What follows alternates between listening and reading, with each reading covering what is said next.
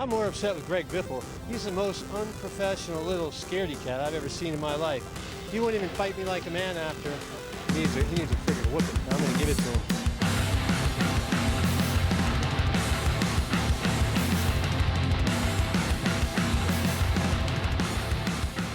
Good day, race fans, and welcome to the Intentional Wreck Podcast, the podcast made by race fans for race fans, from the casuals to the lifelong gearheads. My name is Jeff, and I'm here with my fellow hosts, Corey and Finn, and you can find us on YouTube, Spotify, and iHeartRadio under the name Intentional Wreck. You can also find us on Twitter under the handle at intwreckpod. That's at INTWRECKPOD. We are back after another delayed, rainy NASCAR event this past weekend. Having Sunday's race tease us for the majority of the day. Will they, won't they, will they, won't they? They did a little, but not quite. We can basically just call this NASCAR Just the Tip edition. And we finished this thing on Monday with what I would consider to be a hell of a race. I want to know what you guys think. Oh, it was fantastically fun for me. You and I were in a call together while we were both working and watching the NASCAR race on the side. It was great, man. Just feel bad for Tyler Reddick, dude. That guy just can't get it going. Like that to me is one of the bigger takeaways of the whole race. Is like, yeah, RFK looks great and the Fords were cool and all that, but like, man, 45 cannot get it together. That team, buddy. And I don't think it's just the 45. I think it's the 23 as well. I think there's some real mental errors that are happening on pit road between both of the 23XI teams because they are unloading top 10, top 5 speed cars every week over the last bit of time. And just blowing it. It's just, right. I mean, and you know, they were talking about it during the race about, you know, the pit stop times. And I always thought when we went to single lug, it was going to really hurt. It was really going to hurt the sport because the shorter the times on pit road, the less the vary of a good stop versus a bad stop. And I guess that is the case, right? A slow stop then was like, you know, in the 15 range, and then a good stop was 12. But like we rarely saw situations where like tires are coming off and tires are going flat when you're going around. It's more so just like, oh, he didn't get the lug on all the way. Cool, got it. Whatever. Right. You know, not having to just now it's a situation where pit stops are, I guess what I'm trying to say is I was wrong about the single lug stuff because now what we see is pit stops are shorter, but the errors are way costlier. It's not like, oh, they had a slow stop because the lug didn't get on or whatever. No, it's like you are trying to get this done so fast and then a tire literally shredding before you can get back around. The stuff about fuel, right? A lot of, because in the past, right, getting tires on took about as long as it took to get the car full of fuel. Now we're in situations where you see people like Truex was like topping off on some and making sure it was full on some stops so that later in the race they didn't have to sit there and wait because they'd get the tires done in 7 seconds and fueling would take up to 8 or 9. Right. So there's definitely it's been a fun game. I really like, and just one more thing on that is, especially going into stage 1, stage 2, and around the time Bowman was still in this race and leading, I really like that Michigan kind of gave us some different pit strategy. It was cool to come down pit road and it was like, all right, 2 tires, 0 tires, 4 tires, 0 tires, and you know, some teams were. I mean, I don't think I saw Bowman change left sides for what felt like 80 laps, dude. Yeah. Like, and he was able to carry speed, and that was cool to kind of see how that would work out and flow out. Again, I don't know. I mean, I missed the start of the Monday race. I had a meeting, so I caught back up around just around the time that Bowman crashed out, right? Because everybody pit. I saw Briscoe took 0 tires, and he was in the top 5. Yeah. Well, of those that came off pit road, right? Because there were still the people that were out front. Right. And I remember looking like, man, Alex Bowman is the first car in the field with 4 tires, and he's got a hot rod, and there's 80 laps left. Okay, let's see how this thing goes. Nope, never mind. He's fucking in the wall. Like, it was A lot to decompress, but I guess what I'm trying to say is it was a fun race, not just because the racing at mile and a half were good, but because of all that different strategy and all those different things, and it looked like they could pass. So Yeah, it was a great race, man. It was real grippy.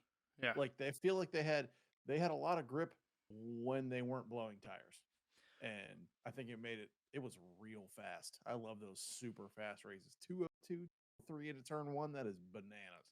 yeah, These guys are Well, out and there. how many times do we see 4 wide coming in off of restarts? We saw the back of the pack coming in almost quadruple file, Mhm. throughout the middle multiple times, and people didn't want to let up. And one of the things that contributed to that, as frustrating as the rain is, and as frustrating as that situation has been, this is particularly on Sunday, is that we didn't know if they were going to finish that day or not. So everybody was just sending it right. at basically all points during the race, which made things kind of fun. There was a lot of all bets are off type situations, and I thought that was kind of awesome. It makes for some exciting things, and it also makes you kind of sit on the edge of your seat and pucker a little, because you have no idea, if this is the turn where somebody just loses it. And that's another thing that we witnessed a couple of times, is just guys getting loose, and they didn't necessarily have to have somebody next to them specifically lose control. Or, Finn had mentioned while we had been watching on Sunday that aero plays a big role on a track like Michigan. Right. And we saw that particularly on Sunday. I think we saw that more on Sunday than we did on Monday, but it was definitely a factor going into this. Michigan is a fun track. And in my opinion, I think Michigan's underrated. In when you look at the pantheon of all the different crown jewel tracks and all of the big tracks that we look forward to every year, and the races that we want to watch and stuff like that, I think Kansas and Michigan get a little bit of the short end of the stick in that credit scale, as far as what we want to see. And I really think that those two have produced some of the more exciting racing over the past couple of years, really. Right. Kansas was a fantastic race. Mm-hmm. And a quick shout out to because we're talking about Aero, obviously the Elliott spin, Bell spinning off of of getting the air up in his wheel well whenever he was trying to pass Bowman. Credit to Bell though, he recovered and finished 13th, so like that was good. Corey LaJoie was making some moves that Corey was noticing live during the race, and he finished top 15. So definitely were some interesting rides, and of course, where the hell did Chris Buescher come from? Well, man, I tried to tell you last week. I was I wrong. tried to tell you last week. I was wrong. I mean, from what I've seen, I did do a look. I mean, we know Busher's really solid at road courses. He's not like win them, but he's definitely can finish in the top 5. We know he's solid there. We know he's good at short tracks, right? He won Bristol last year, won Richmond this year. But to come out and kind of win that race, to hold off, I mean, that was a ballsy move when Truex was under him to hold him down there and force Truex to kind of get loose and have to back out of the gas.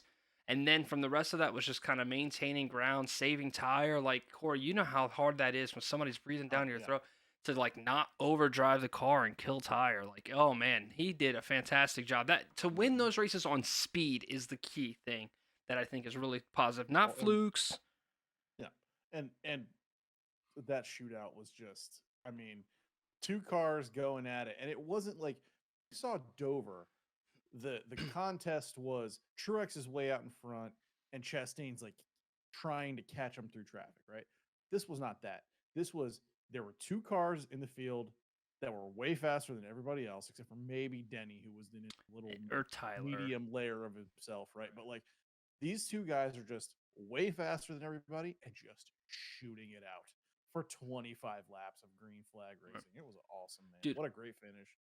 And onto the Reddick thing.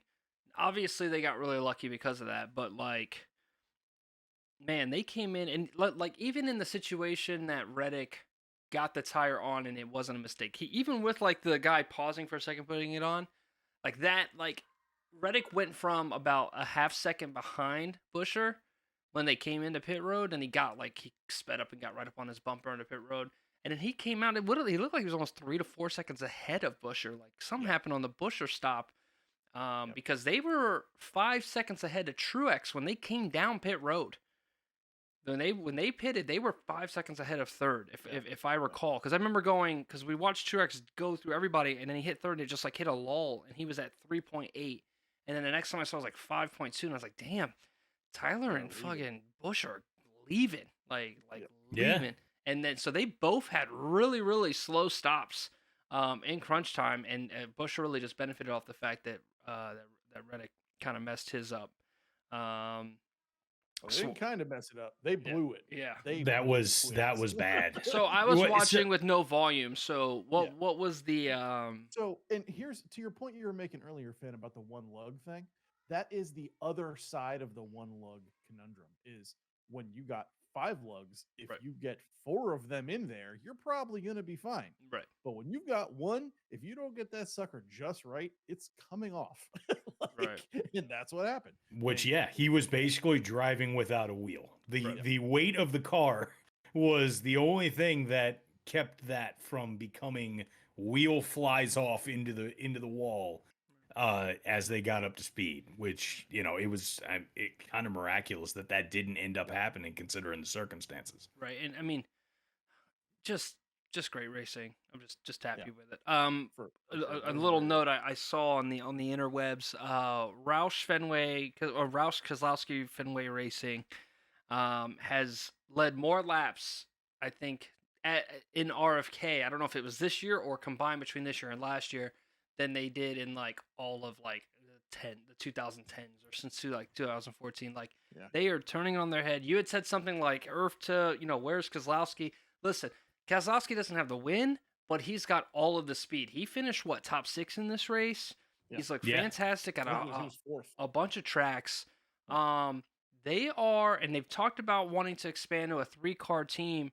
Obviously Ford's having a down year, but this was a huge jump. To have a jump in production while Ford itself is having a down year is very curious to me. And if they can kind of come back and be the premier Ford team that they used to be, the premier Ford team used to be Roush Racing. That's what it was pretty much all through the 2000s. So, so I'm very. There's been a relationship with Roush and Ford for a long time. Yeah. I think especially with regards to the engine manufacturing and stuff. So, we've got some controversy that occurred, and what cap off what might be the worst rookie season of all time. I mean, Noah Gragson has joined the Legacy Motor Club team that has struggled like crazy. It looks like they've been completely cut off by Chevy, so much that Jimmy Johnson is announcing the move to Toyota earlier in the year. He could not keep his Wendy's burger car out of the tire barrier at Chicago. He got same one. Tim Anderson got knocked out this weekend, and I still think it was a less of a punch than what Ross Chastain gave Noah Gragson. Yeah. Not to mention Noah Gragson's fucking bowl cut. Top it all off with some controversy on social media, and the fact that I don't even think Toyota, at least from what I've heard around the world of NASCAR, is that Toyota's not even the biggest fan of Gragson anyways, and they've got John Hunter Nemechek, who is looking for a ride. Okay, he's dominating Xfinity. Truex announces he's staying in the 19. Denny's got the 11. Obviously, Gibbs is there until he chooses to stop racing. Bell's good to go. So the only Toyota spot now that's available next year is the 42, and that could be John Hunter Nemechek moving into that role. Obviously, this run we like to talk about NASCAR, not so much the what Gragson did and the severity of it. But my thoughts are this: what is Gragson's path to redemption here? If you're Noah Gragson, are you looking for a cup ride? Are you trying to bounce down to Xfinity and just kind of reset the world and just try to get your name in victory lane? What are you doing if you're Noah Gragson here? So, first off, you're trying to maybe take some courses in professionalism and trying to keep yourself in these proper situations and recognizing the fact that you have a spotlight on you all the time. Right. It's not just, you have a spotlight because you're an athlete. I mean, the world that we live in at this point is one in which you have a responsibility with your public presence, which has grown at a rate and a level that is unprecedented compared to even one generation in the past. Because I would consider, I mean, Gragson at his age, he's a generation behind us, mid-range millennials. So you're kind of looking at that with the fact that, you have double the spotlight on you as a professional athlete. Right. But on top of that, just in general, regular average Joe has to be aware of what their presence looks like to just about everybody. So the first thing that you got to do is you have to examine, what you're doing. And this isn't even touching on the fact that you should probably examine the actions and the deep context of what actually went into, what he was involved in here. But then again, the other thing that I think that you do in that case is, like Finn, you suggested, maybe he does drop back a series. Maybe he does kind of go back and try and really rekindle, something, because it's also the performance this year just has not been there. And you can't just blame all of that on the car. You can't just blame all of that on some of the equipment or anything like that. Like, Gragson came into the Cup Series with the expectation that he was going to do well. And not to mention that he comes out of Xfinity Series where him and Gibbs were the ones. They were the guys in that season. And then they come into this Cup Series with expectations. And it's not as though they were even. Ty Gibbs has met and exceeded multiple expectations where Gragson has come nowhere close. So to me, there's a reset factor you have to do in multiple different ways here if you want to redeem yourself on just about every level. For me, it's very kind of simple. If you're Noah Gragson and you're the dope in the bacon shirt and you don't look like Olivia Dunn, social media is not helping you. Just get out of there, bro. Like, what's it doing for you? All it does is cause problems. For if you have anything to lose, get off of social media. Right. Or don't run your social media, or like, don't hire somebody to something, run your man. social Like, media. we've seen it time and time and time again where these guys do something dumb and it costs them everything, right? And it's just like, there's nothing to gain in the first place. So it's all risk with no reward if you're Noah Gragson for fishing around social media. Just stop it, guys. Right. Like, And do yourselves a favor. Right. And if you're like, so for example, just to be clear, like if you're on Twitter, I mean, we know where we are in the NASCAR space, right? As a NASCAR fan, the general political leanings of the fanship of the sport. And I can't say in like good conscience, like NASCAR as a team is looking to say one side of the political spectrum to the other is not okay. NASCAR has been heavy on making sure that people that violate certain things, especially within the race relations and race jokes and things like that on the internet, those are attacked pretty quickly. Obviously, we saw what happened with Kyle Larson. Now, granted, he failed upwards to a Hendrick ride. That's kind of what was going to be my next point. How does this relate to the Larson thing? Because I was not around for the Larson thing. I just cracked jokes about it, right? Because I was. So here's the situation with, again, perspective and things. Kyle Larson, before the incident happened, Larson was in his last year of a deal with Chip Ganassi, and he knew that everybody and their mother knew that Larson was not coming back to the 42. He had served his, I don't know if it's his rookie deal or whatever, but Ironic. Larson is hitting his prime. And what do you mean ironic? It was the same car. Coming back to the 42? 42. Like, what the hell is it with the 42 and racist shit going on? Sorry. So all right, I didn't know if there was something else, but yeah, I caught that the 42 might be a cursed ride. I mean, Ty Dillon was in it, and look how he's doing. He might need to say something racist to keep himself relevant, because he is in the back doing nothing. I'm kidding. But so Kyle Larson is talking to a friend, or my point is this: everybody knew he was gone. It was just a matter of finishing the season and where was he going to go. And then everything that happened during the iRacing, during COVID, he said the word. Have we talked about what he did? Do you know he said it? Are you familiar with the circumstances surrounding? I know it was on iRacing, and he was talking to a friend of his. Yes, you know how there's the spotter chat, and I'll just Right. rehash it for anybody that doesn't He know. was in the wrong. He was in the He wrong. thought he was in the voice spotter chat with his one-on-one spotter trying to get a hold of him, but he was actually in the driver's chat, which is displaying his voice to all the drivers, and he was trying to say, "Hey, Derek, I don't know, is Derek, are you there?" Hold on, Silver Thunder's calling me. I'm not gonna answer this. Brother, I'm on a podcast right now. But he's basically trying to say, "Bro, can you hear me? Hey, bro, can you hear me?" And he could have said, "Hey, idiot, can you hear me?" Or "Hey, retard, R word, can you hear me?" Hey, like again, between guys, whatever. But he goes, "Hey, inward with a hard R, can you hear me?" Oh no! And this guy mics up and goes, "Kyle, you're in the driver's chat," and that driver's chat that got picked up by somebody that had been streaming to like 18,000 people. Of course, dude. Because it was like iRacing was like the hot thing on Twitch at the moment, and and again, as you know, iRacing, when you say something, your name pops up on the bottom of the screen. Everyone knows who you are. So there was no saying, there was literally And nothing. Everything is recorded. Yeah, everything. Yeah, is there was nothing that could have been done for Kyle to claim he didn't. Instantly admitted fault to what he did. Chip Ganassi cut him, but I think I think in reality they cut him because it's on the wall. Cutting hurts them none. Nobody even knew if we were going to go back to racing. It allows them to say, "Hey, we took action on this really negative thing." And then as for where he was going to go, it really was a matter of let this die down.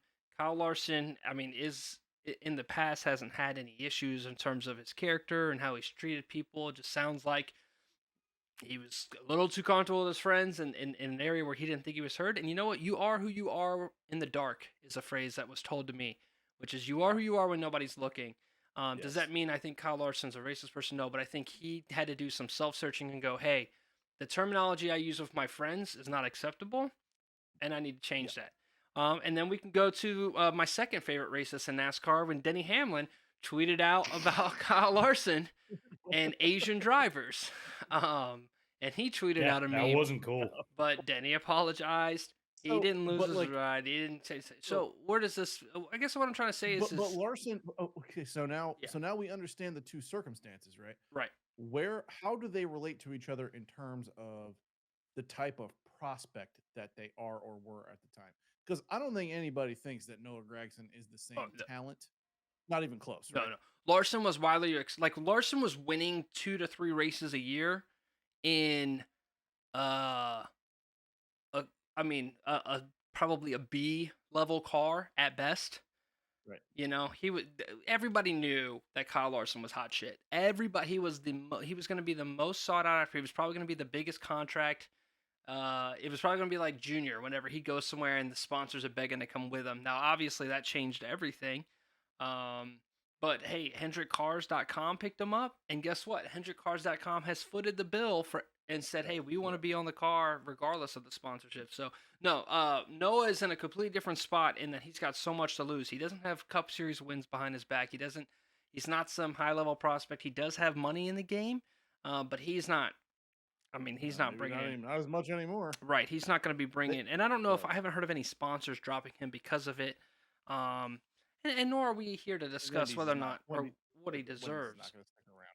But I'm not talking about deserving. I'm talking about reality. Wendy's is not going to keep it. Right. You know, now the crime of liking a post. I mean, another thing to keep in mind. I know we talked about it briefly before, but Jimmy Johnson, the owner of that team, is going through a rough time with his family. Probably does not want to have to deal with any extra nonsense. You know what I'm saying? Yeah. He'd be out of my building quick. So quick. Now those two drivers on that team do not have two brain cells to rub together. Hey, I like Eric Jones, man. Eric Jones is a good dude, man. Eric Jones is a good dude. He's been racing well. All right, he's got a good story, man. He comes, he's a Michigan guy. Stand that guy. Small town. He's meeting the below the floor bar And his of father- not his father- liking racist memes on social He is media smarter as well. than Noah his father passed away from cancer. He was racing the next weekend. Eric Jones is a good dude. Okay, I know he drives like an asshat sometimes, All the but time. and he's been wrecking a lot this year. But Eric Jones, once upon a time, was a really and going back to Toyota, they really like him. Toyota really likes Eric Jones, so I'm not surprised. So, but yeah, no, totally different situation with Gregson. I think, and there's been conflicting reports of whether he's been released by the team or not. I know Mike Rockenfeller, the guy that drove for the Garage 56 car, and former, I believe, F1 driver, if not F1 WeatherTech. I don't remember exactly his background. He's going to be stepping in at the road course this week. They haven't announced. I mean, obviously, the super sub Josh Berry could see some time in the car and just get more free seat time for the 4. So there's that for them. I think if he keeps his ride, I think we all understand what the thing is. You need to pass your social media credentials off to some PR rep and never touch it again. Don't even log into the account. Don't even go to the apps. Don't even just You need to just delete it, bro. just do no things. Just I delete mean, it. you are obligated with your sponsorships to tweet things and promote things, but you can hire a rep for that. That's a good point. You can hire a rep for that, right?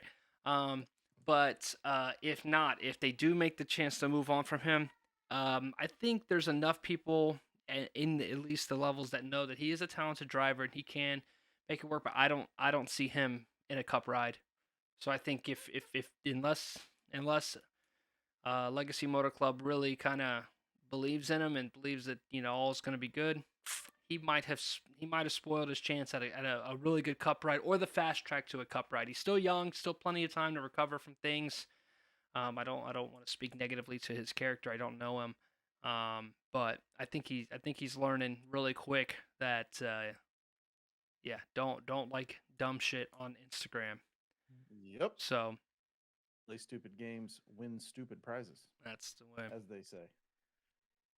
So Yeah, As they say. that pretty much settles the entire, or that pretty much sums up all of it. Is play stupid games, win stupid prizes. Because the other thing is, and this is one of the reasons why NASCAR has and should take this kind of thing seriously, is you consider certain reputations and consider certain things about the sport that they've been trying to change for years. Right.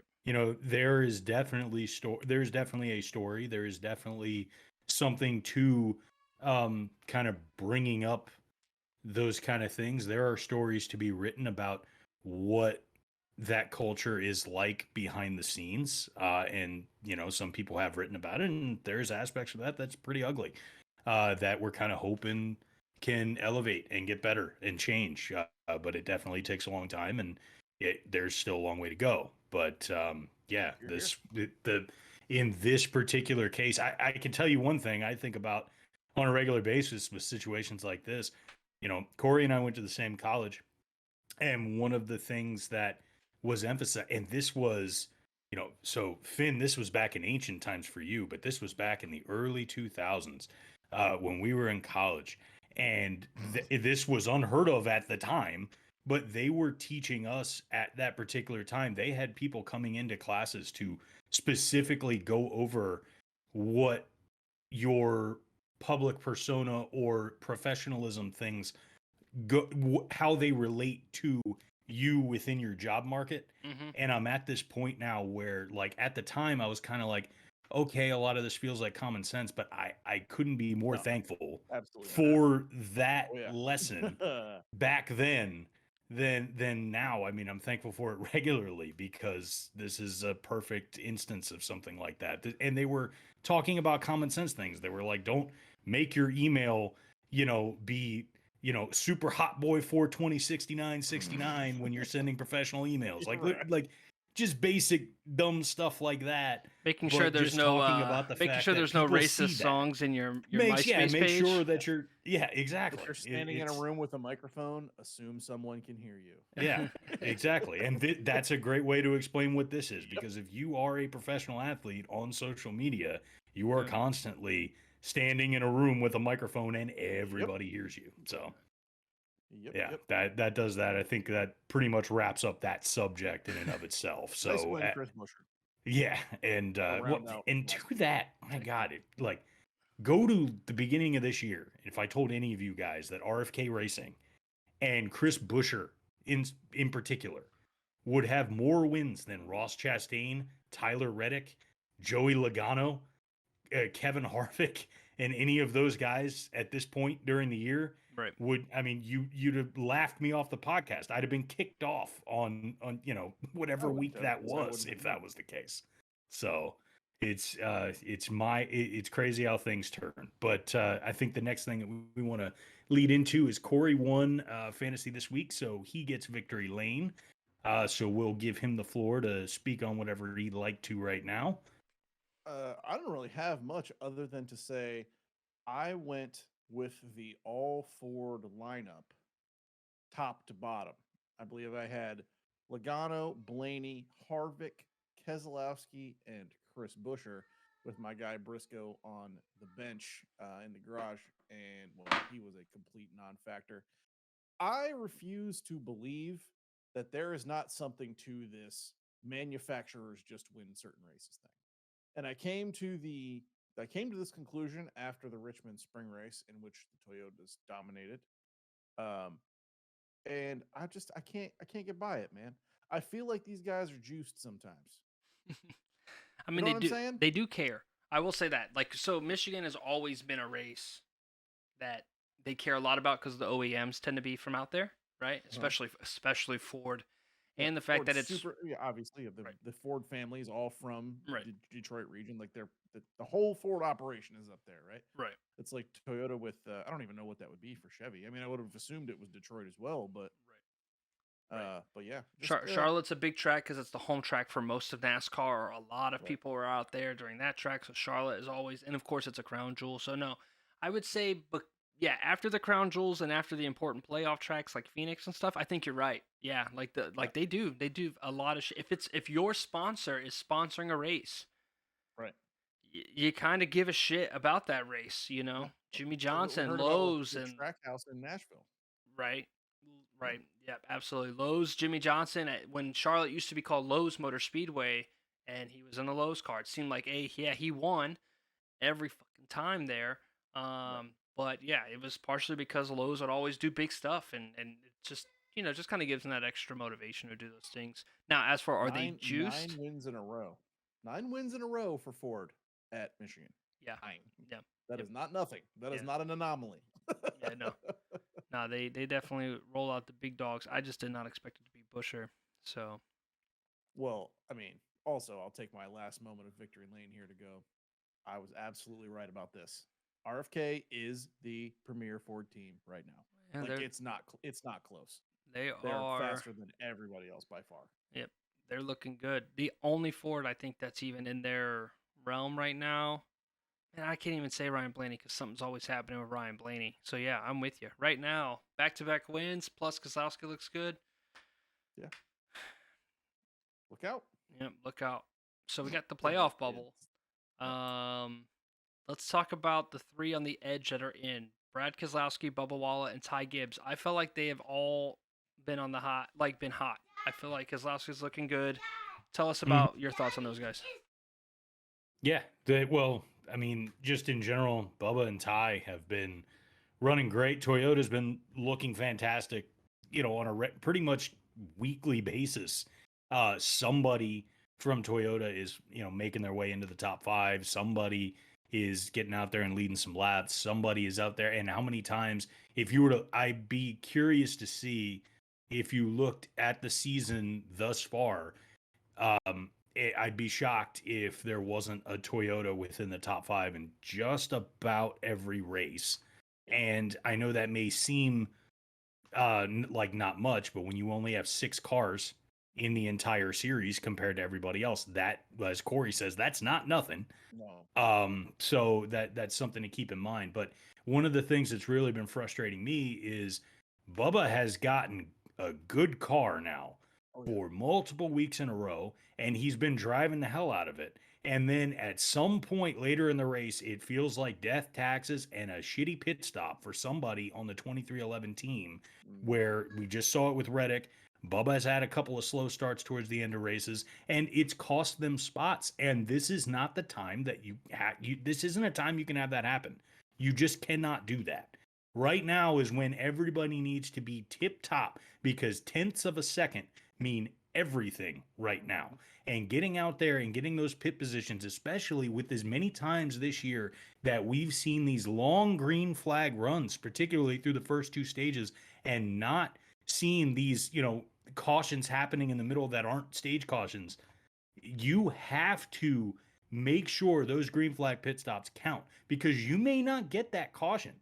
There was a time where you could pretty much count on it. You're not really able to count on that anymore. It's just not, it's not always in the cards.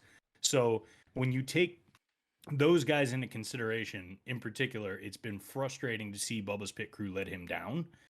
Ty Gibbs has been exceeding expectations in just about every facet right now, and just might, find a way to get himself into the playoffs.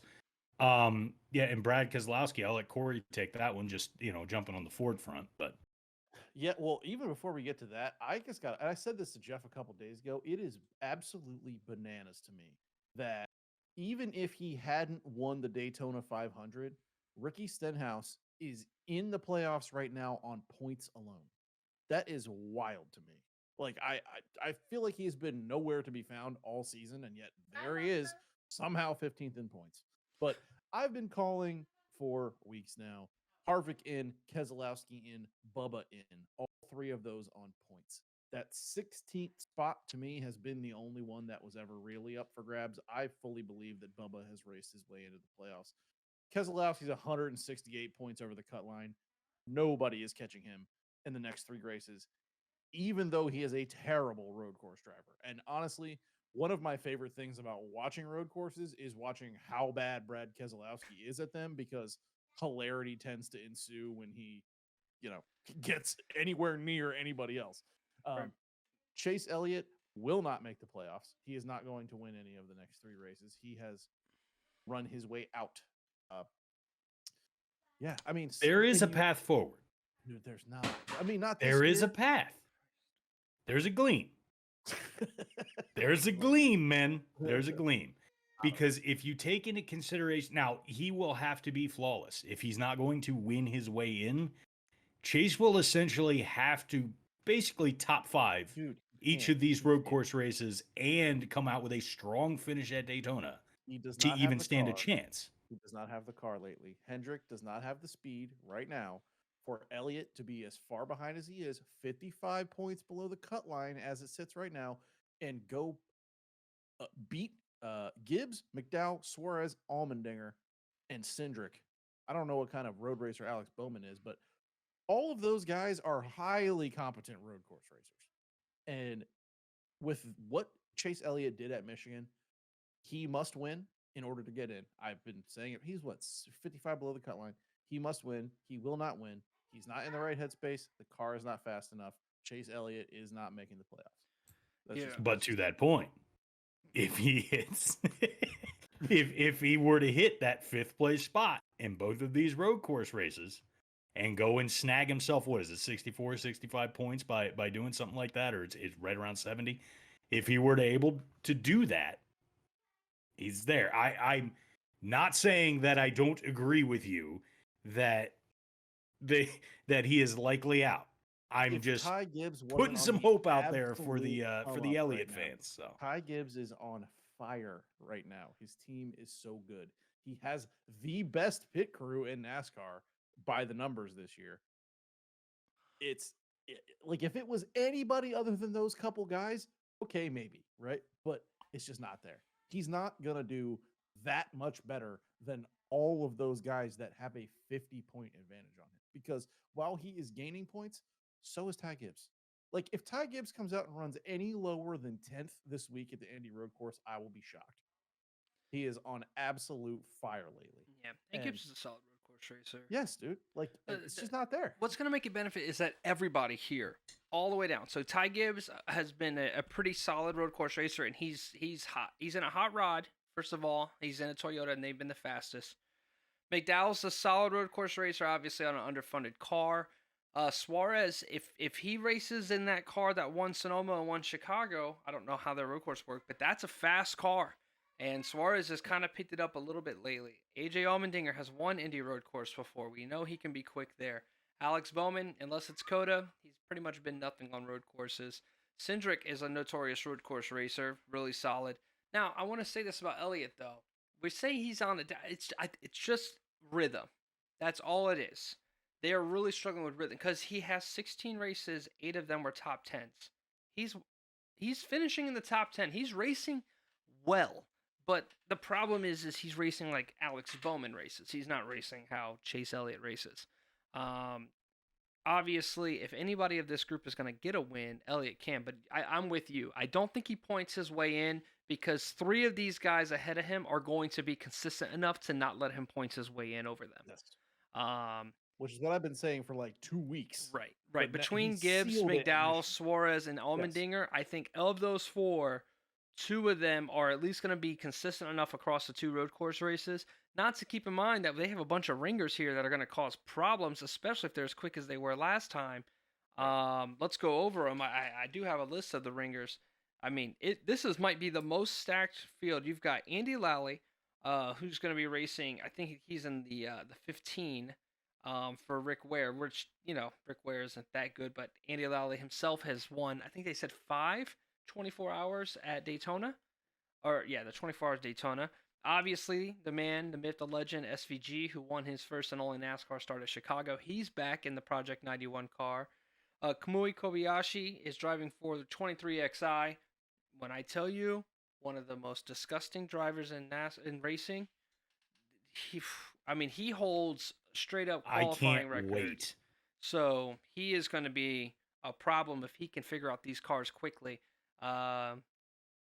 Let's see. Mike Rockefeller is going to be stepping in for the 42. He's got that valuable experience around the Garage 56 and understanding how these cars drive and shift and everything like that. So I would expect him to be pretty solid. I think he had some of the best times out of the trio that did the Garage 56. So he's solid. And then I showed a clip, you guys remember, of SVG right on the leader's bumper when we watched the V8 supercar stuff, them driving around. The guy that he was trailing that was leading that race and eventually got past is Brody Kostecki. And he's going to be racing in this race, I think, in a Richard Childress car. A third entry. Yeah. So, point is, there's a lot of new blood that's coming in that have no points implications. They are there to win this race. And not only that, if there are 3/4 the driver SVG is, they already have a huge advantage over these guys. So that is going to be interesting to watch. That's something just to watch for in general, is that skill level, to see how can SVG compete at a track that all the NASCAR guys kind of know already, but no. Right, and that to me is the key difference. Right. Is that SVG had a distinct advantage in Chicago in that the playing field was level with knowledge of the track. Right. No one knew anything. Right. And now we're going into Indy. All these NASCAR guys have done this track already before. So there's some background knowledge there that I suspect they'll put to good use, and maybe won't race him quite as friendly as they did in Chicago either. That was like all right, cool, you're here. Yeah. Now it's like, we need a playoff spot. Yeah. We didn't mention Haley, who's right behind Chase Elliott. He finished second at that Chicago race. Justin Haley is a really good road course racer. Eric Almirola won the Xfinity Series at Sonoma. He can race road course races. So, not to mention Todd Gilliland, even though Todd Gilliland got to the accident that wrecked Alex Bowman. But, and then there's Daytona, right? Where Austin Dillon could come in and steal this race. Again. And anybody can win that one. So you definitely want to be within the top 2 spots. You definitely want to be sitting in 14th or 15th. You definitely don't want to be sitting in 16th going into that final race. No, just roll a dice when it comes to Daytona, and that's one of the things we love about it, right? It's just, roll a dice and see what happens. It'll be the best 10 laps. The final 10 laps of that race will be the best 10 laps of the season in terms of heart rate.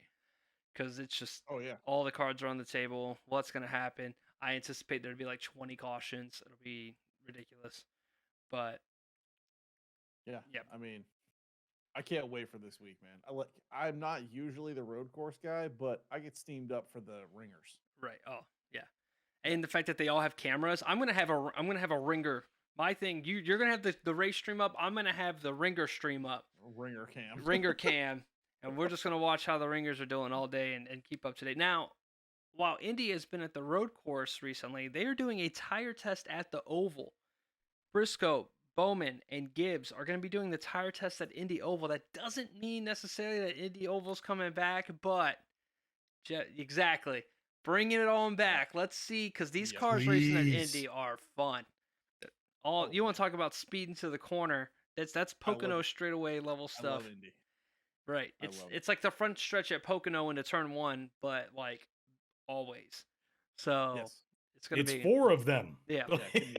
It is, it's just full on. Just send it all the way. Like bring back the damn Brickyard, please. So if we can get that back that next year, that would be sick. And you know what? I'd be willing to give it 2 dates.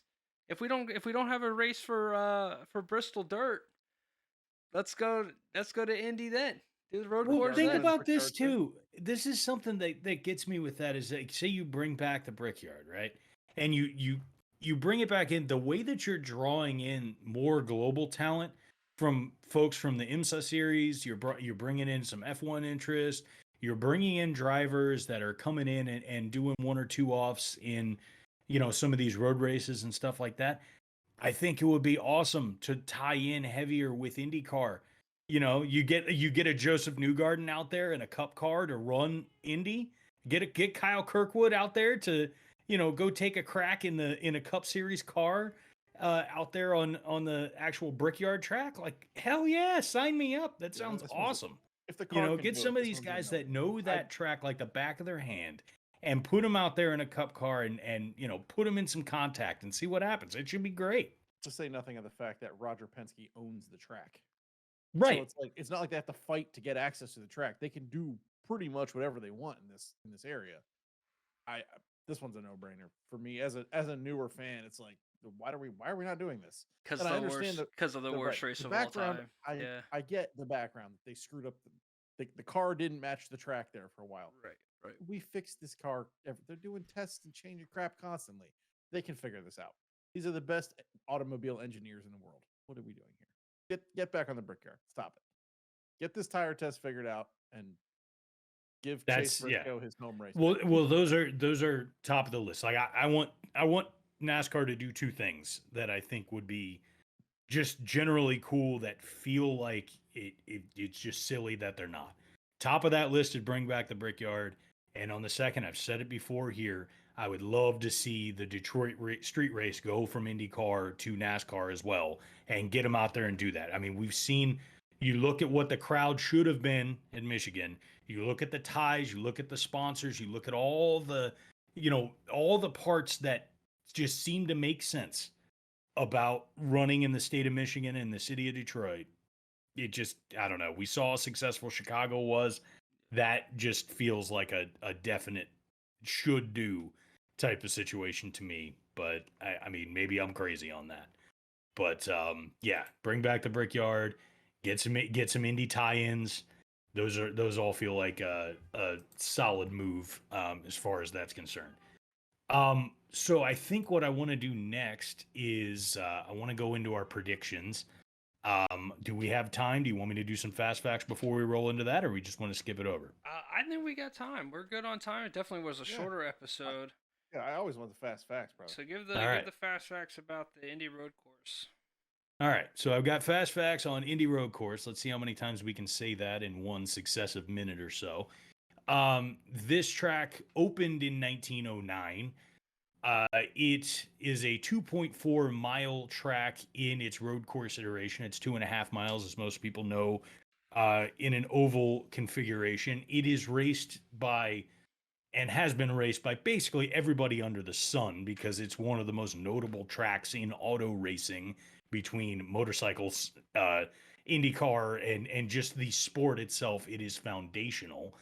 People in Indiana and Indianapolis, because of those routes and because of that, basically you'd almost think of Indianapolis almost the way people talk about college towns and sports.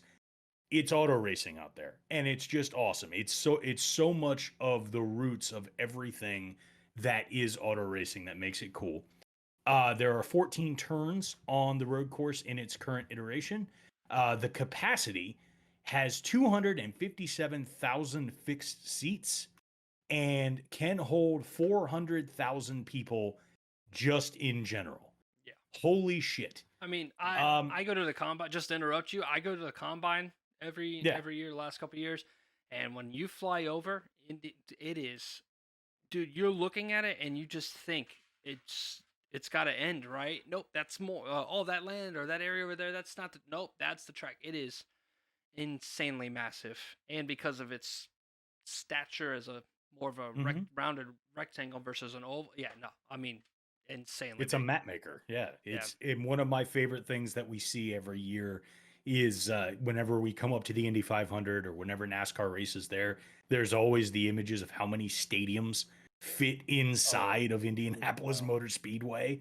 And it's just baffling that multiple college football and NFL stadiums can fit in with room to spare. I mean, hell, multiple holes of a golf course sit in the infield of this racetrack. It's gorgeous. It's a spectacle, and it deserves to be so.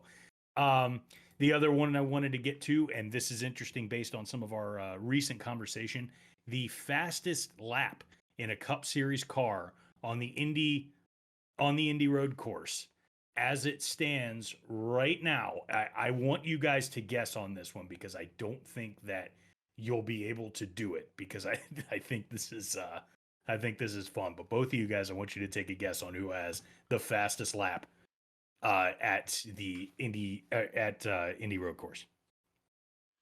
This is qualifying lap, not race lap. Brad Keselowski. Oh, you looked it up, you son of a bitch. No, I didn't. I swear to God, am I right? Did I nail it for real? Yes, you did. Bro, because I was like, who's the last person I would expect? Because we were just shitting on Keselowski for his road course. That is hilarious. I swear to God, I didn't look it up. It was Brad Keselowski with a minute 30. Yes. How did he do it? Did he drive across the infield or something?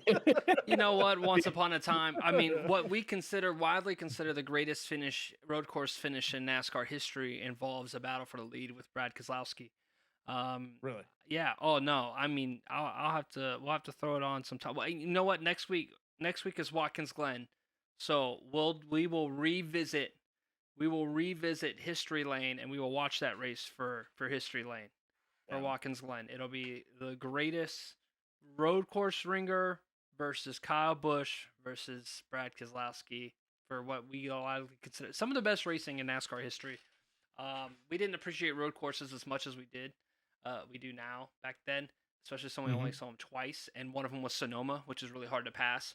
And terrible. So, now this is going to be a fun track just because we go from booking it on the front stretch backwards, by the way, if you guys aren't ready for that, backwards to the insane 90-degree right-hander. All the restarts are going to be nuts. People losing brakes and stuff like that, not being able to get slowed down, wheel hopping in the one or two, in the one, taking the access lane if you're Ross Chastain, taking the grass if you're Chase Briscoe. It's a fun track, so I'm excited. A lot of situations where if you can get through the corners and get up on speed, you can get up next to somebody and really pass. So there's gonna be plenty of passing areas, plenty of opportunities. So it'll be a fun race for sure. Yeah, this should be a good time, and there's plenty of places to get up to speed and plenty of opportunities to really see some of these guys kind of get into it, especially at that elbow and some of the corners coming around as you get to the start finish line. So that's always a fun time. So let's lead into what our predictions are going to be for the week. Who wants to go first? I'll go first, and I'll take Tyler Reddick. He's steal it from you, Jeff. You have a face of disappointment. Tyler Reddick won this race last year, if I'm not mistaken. He did, and he is disgusting. Since I'm not going to take it, I'm going to give the option for you guys to take the ringers. But I think if anybody from normal NASCAR stands a chance, it's going to be the 45. Corey. I think, okay, so I was not going to pick Reddick, but I will say this. I will take the other, to me, semi-obvious choice, which is Chris Bell. Because these two guys are down so far that, like, they gotta get it right. Yeah. Due theory says Chris Bell or Tyler Reddick is going to show up and do something good in this race. Chris Bell's an absolutely, fantastic road course racer. I will add to this. I do not think that the ringer guys do very well outside of the ones who are in the Cup Series already, a la AJ Allmendinger. I think SVG is getting sent by somebody at some point. And the other guy, it's just a rougher race than Chicago. It's just different. So yeah, that would be my take. But I'll take Chris Bell. All right.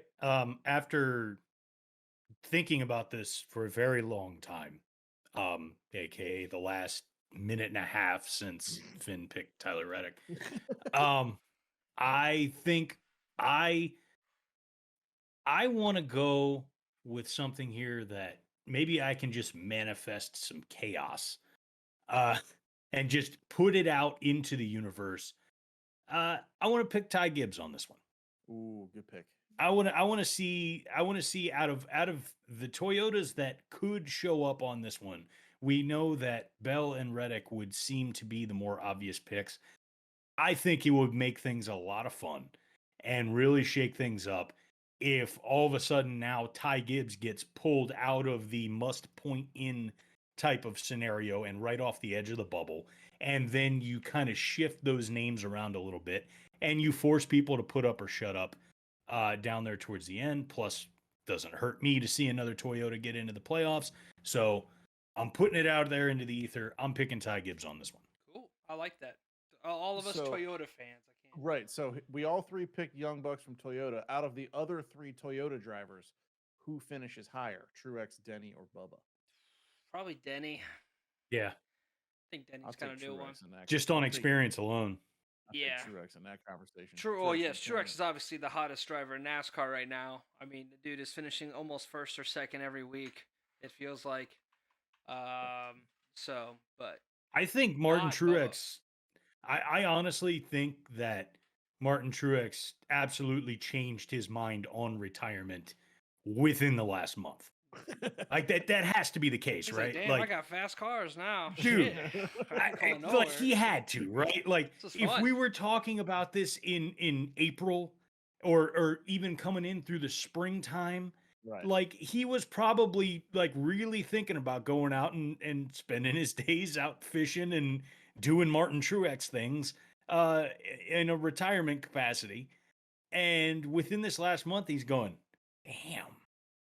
I got the car. I still got it right now. Yep. Like I can squeeze another year out of this, right? What the hell? Like I really think he made that decision and flipped that coin within the last month. Yeah, I mean, unless Hendrick can figure something out, it's looking like it's going to be a 3 to 4 man race to the championship from those guys. So and Truex seems to be a leg above the rest. Again, every type of track. He won Sonoma. Looking great at Richmond, winning Dover, looking great in the mile and a halves. That 19 is back to form, back to the 19 that we know. So we're gonna see anybody driving off the track this weekend. That's always fun. Well, yeah. Somebody's gonna miss that turn 1. I guarantee you. That's gonna happen. Is that where the Chastain thing happened last year in turn 1? Where he just went through the access road. He just kept going. Yeah, he went through. There's an access road, and he just said, "Fuck this." The access road. I'll be watching that closely this weekend. That's gonna be fun. I don't know. That's one of those things with Truex. It's just kind of like, man, this guy. But yeah, he looks quick here, and it's not just been a matter of like he's just one of the things that I want to see or I'm curious about is that for the most part in this solid run that he's had over the last month, everybody's been real friendly, right? Everybody likes Marty. Nobody's going to go and do too much to jump up in front. But now we're in the last 3 races of the season. Now we're at a point where points are at stake, the playoffs are at stake, and it's on its way to the fan quite fast right now. So do we see some of that change? Do we see more instances of people just getting a little more reckless around the 19 than they have in previous instances this year, or does it remain cordial? I want to know, like, if some of these guys that are, you know what, he's my buddy, but I'm getting real tired of watching his rear bumper during a race now. Does that change? I mean, I don't think so. We created. You got to catch him to hit him. Right. We've created this world where, I mean, yeah, if you're there, you're going to move him. At the end of the day, it's not so much about I move him so I need to win. It's moving him doesn't even hurt him. He's going to be the regular season champion. I don't care. For this one race, how much effort have your engineers, all the extra hours of putting together cars and working setups and the blood and the sweat and the tears of you guys struggling, sitting in a fucking 130-degree car, driving around, missed opportunities, missed chance, and all I got to do is move them, and it won't even hurt them. If it's a playoff driver up front, be prepared to be hit. Yeah. Contact. I was will listening happen. to Radioactive of the first dirt race. I don't know if you remember this, but the first time we went to Bristol Dirt on the restart, it was Joey Logano leading and Denny Hamlin in second, and they said to Denny Hamlin, "You are behind the most aggressive driver in the sport. Find a way." That was his way of saying, move him if you reach him. Find a way. Move him if you reach him. And I don't think there would be any bad blood as long as you're not intentionally dumping. I'd give anything for that guy to be Ty Gibbs. Moving the wily vet. Well, I promise you, he'll let him go. Yeah. He'd be like, hey, give me a little nudge, but this would be pre-planned. As much as I don't like it, because I don't want to see, instances with Toyota drivers, Denny and Martin have had a very interesting relationship on the track over the years. And I can say there's been numerous points when you listen to that 19's radio that their racing styles don't match in a lot of different ways. And unfortunately, I really think if there is somebody that ends up moving him, as much as I don't like it, the 11 would likely be the guy. It could be just about anybody, but if it's coming down to it, the 11's putting him in the grass. I think that, but that's a playoff thing, not a. Yeah. It's not a beef thing. It's just those two race differently. That'll be in the playoffs. I don't think that'll happen over the next 3 races. I don't think Denny has a real reason to move his teammate. In fact, the only thing Denny should have a vested interest in doing is keeping the car in one piece, staying healthy, and figuring out how to get Bubba a win. Yeah. And then, on contrary, the Gibbs guys, if Ty Gibbs is in a situation where he can win a race, not that we do team orders in NASCAR like F1 does, but that's everybody else is in. Like, just at this point, just learn the most you can, because there's only one road course race. Yeah. In the playoffs, it's the Roval, so you're going to learn much from that. So it'll be interesting. Well, hopefully, there's some pushing and shoving and some fun.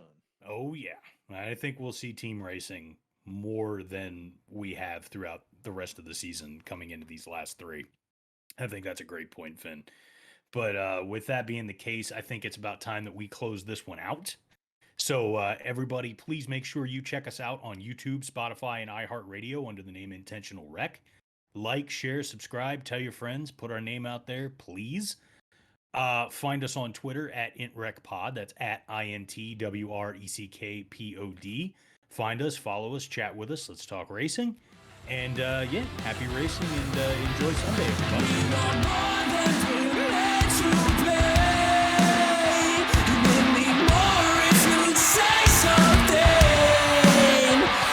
Can take what you want from